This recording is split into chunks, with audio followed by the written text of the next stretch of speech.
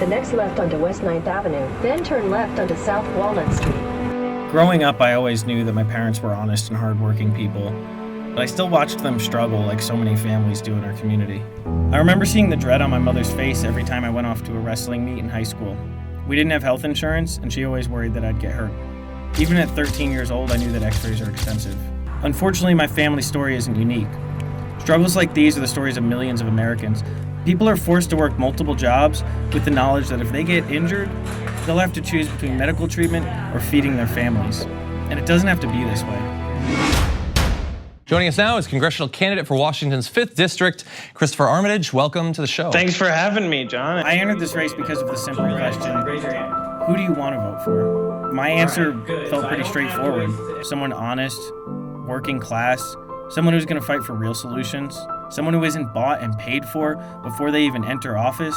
I know that she takes a lot of money from corporations, something you're not going to do, especially from dirty energy corporations. So what has she been for the district over the past few years? She's voted against the ACA 50 times. Wow. We have rural hospitals up and down this district. They were not turning a profit. They were losing money every single year until the ACA. My father ran for city council as a 26-year-old and won.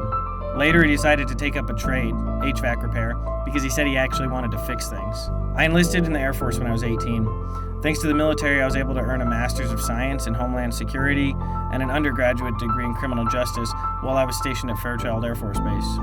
While enlisted, I was provided with top-notch health care. But during my deployments, I had to help my family cover medical bills due to chronic illnesses. I remember thinking how unfair it was that I received quality health care while they were barely able to make ends meet because of things completely outside of their control. I'm proud to be running as a veteran. I served my nation on multiple deployments. I did border security on the Iraq and Kuwait border. I was a base defense operations controller on the border of the Emirates and Oman. My time in the military convinced me of one thing. No person should be required to enlist in the military to have the ability to pursue our nation's founding ideals of life, liberty, and happiness. Our future's being sold to the highest bidder by people who will not have to face the consequences.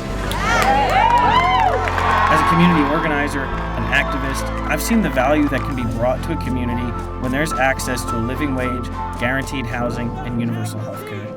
I don't want to vote for someone who believes the right things but has never struggled. I want to vote for someone who's felt the pain of working multiple minimum wage jobs, but still having to strategically decide which bills they're going to miss. We need someone in Congress who will listen to each and every voice and represent all the voters of the 5th District. Corporations have enough representation. I want to represent real people, the people I live and work with, the people I march alongside, people from the local organizations that are driving real change, the people who make up our community. That's why I've committed to running my campaign on individual donations only. Eastern Washington deserves a representative who is not for sale. When elected, I promise to uphold these ideals. I will work every day for you because you're the ones who put me in office, not corporations, not lobbyists. I'll be proud to look every person in this district in the eye, knowing that I'm representing all of us. When I enlisted, I took an oath to serve our nation. Now I take an oath to serve Eastern Washington, because all of us deserve to be represented by one of us.